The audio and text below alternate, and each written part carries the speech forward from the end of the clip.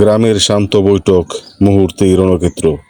এই বাড়ি, এই জায়গা, এই সীমানার বিরোধ নিয়ে গ্রামের মেম্বার, মাতব্বর ও অনেক গ্রামবাসীর উপস্থিতিতেই চলল রামদাচুরির কোপাকুপি।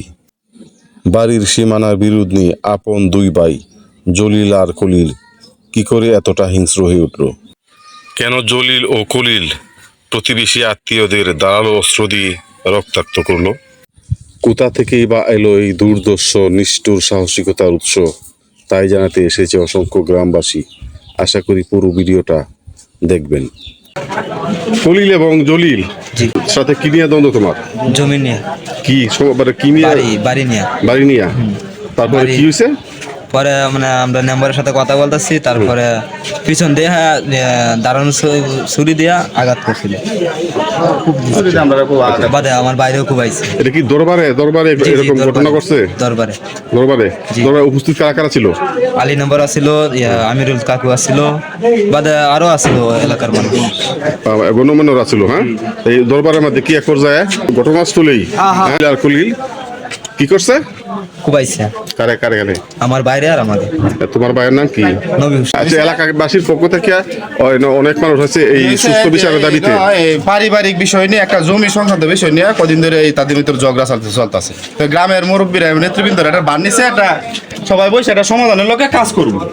তখন এনে গ্রামের ওই যে স্থানীয় মেম্বার আছে, আলী মেম্বার আছে, গ্রামের আরো ইয়া আছে, আমিনুল আছে, আবুল হক আছে, এবং গাড়ির আরো নির্দিষ্ট মুরব্বী জন লোক আছে। মানে আমাদের স্যাংরা কীর্তন বাইঞ্চার এখানে উপস্থিত ছিল। তো এর ভিতরে দরবার চলাকালীন সময়ে তারা বর্তাকে ছুরি লয়ে অতর্কিত ভাবে তারা দুইটা বাইরে আহত করছে, মানে কুবাইছে আর কি। মানে ছুরি দেখা আর মারছে, ওরে পিছন দিয়ে রান দাও দেয়। এই যে পিছনে দাগ আছে, ওর ওই পিছনে দাগটা আছে, এই যে এইখানে একটা কূপ দিছে, রান দাও কিন্তু লাগে না, ও সইরা যাওয়া তো বাচ্চা আছে। তো এই অবস্থা হলো যাতে আমরা এই গ্রামের ভিতরে এটা একটা সুষ্ঠু সমাধান এবং বিচার চাই, যাতে এরকম গ্রামের ভিতরে যাতে আর এরকম সিম্পিতি যেন সৃষ্টি না হয়। আর যদি এরকম ভাবে সিম্পিতি সৃষ্টি হয়, তাহলে গ্রামের আরো আরো অনেক জায়গা আছে, যেমন হালুয়াঘাট একটা মারা রয়েছে, ঘুষগাঁও একটা মারা রয়েছে, রাউতি কিছুদিন হয়েছে একটা মারা রয়েছে। এটা কিন্তু 74 নম্বর মাঠা রইলে আমরা হরিণতরা গ্রামে হয়ে যেত। কিন্তু যাই হোক, যাভাবে হোক, এটা হয়েছে না। আল্লাহ আমাদেরকে রক্ষা করছে, হেফাজত করছে। এমন হলো এটার আইনত ভাবে আমরা সুন্দর একটা সমাধান চাই, এবং গ্রামবাসী আমাদের দাবি আছে গ্রামবাসীর পক্ষে যাতে এটা সঠিক সমাধান যেন আমরা দিতে পারি, আর যাতে আমাদের গ্রামের জন্য এরকম যাতে আর না হয়। এই বিষয়ে চেয়ারম্যানের অবগত আছে, কিন্তু চেয়ারম্যান সাহেব এখানে এই বিষয়টা নিয়ে ওদেরকে একটা মীমাংসা একটা প্রস্তাব দেওয়া হয়।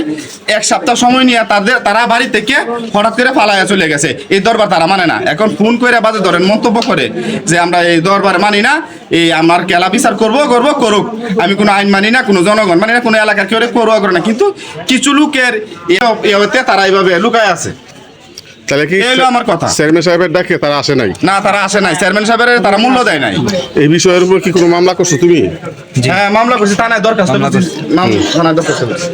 তাহলে কি ওসি সাহেব কি আসামি ধরে নিয়ে গেছে, তাই না? হ্যাঁ, আজকে নিয়ে গেছে। তাহলে এটা কি সুস্থ বিচার দাবি করছো তোমরা সবাই, তাই না? জি, আমরা সুস্থ বিচার চাই। এই যে দেখুন, ইসমাইল ও নবী হোসেনের আঘাতের চিহ্ন।